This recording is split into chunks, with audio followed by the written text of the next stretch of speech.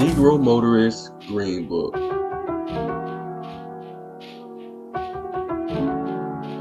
Now this was a book published back in 1930-something by a man named Victor Hugo Green.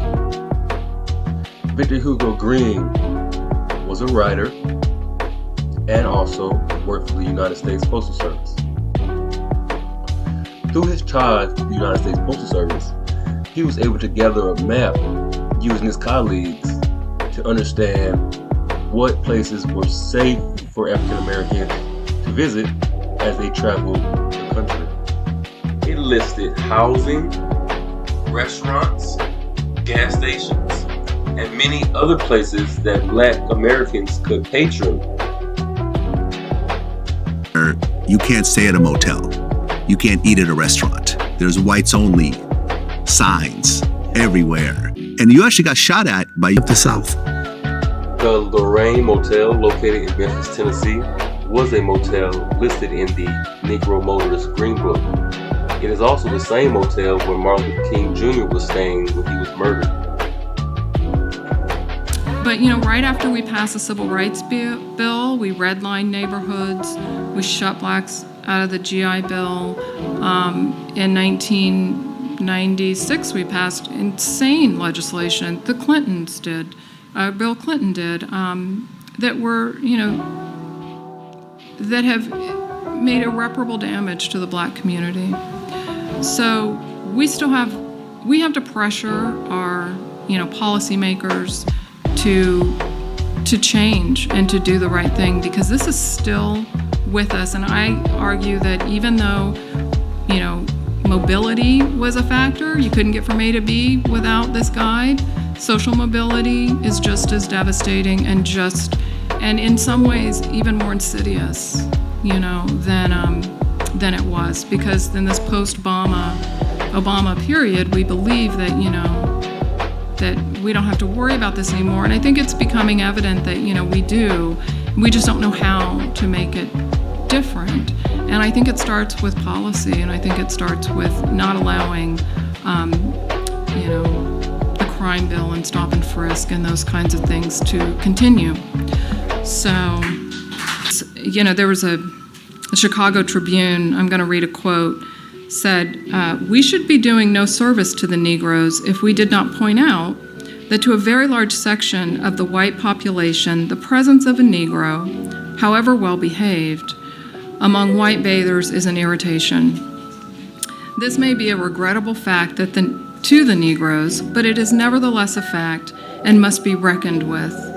Under the circumstances, it would seem that the Negroes could make a definite contribution to good race relationship by remaining away from beaches where their presence is resented."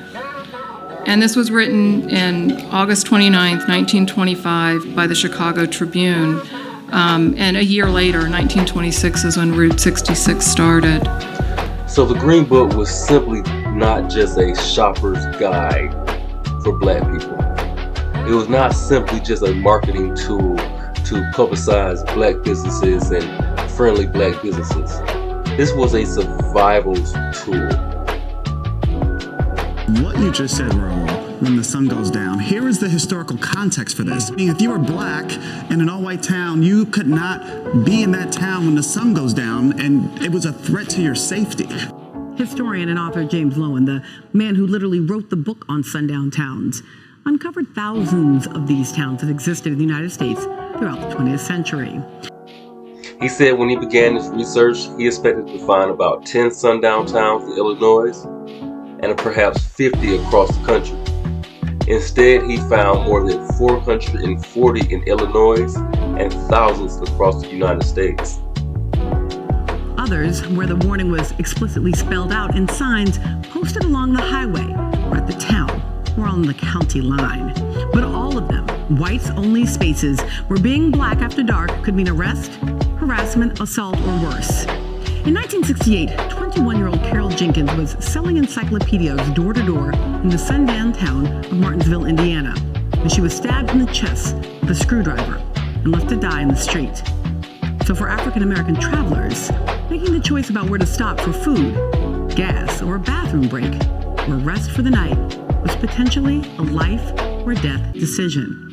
It is in part what prompted the publication of this, the Negro Motorist Green Book. This handy guide let African Americans on the road know where they could find safe harbor and where they needed to steer clear of the threat of white violence in sundown towns. The Green Book started to become obsolete when the passage of the Civil Rights Act of 1964 outlawed racial discrimination in public accommodations.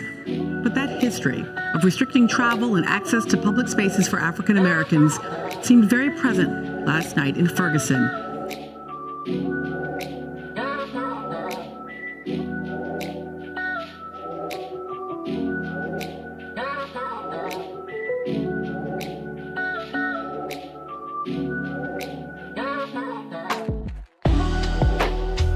By some estimates, as many as 10,000 sundown towns had sprung up across the country by 1970.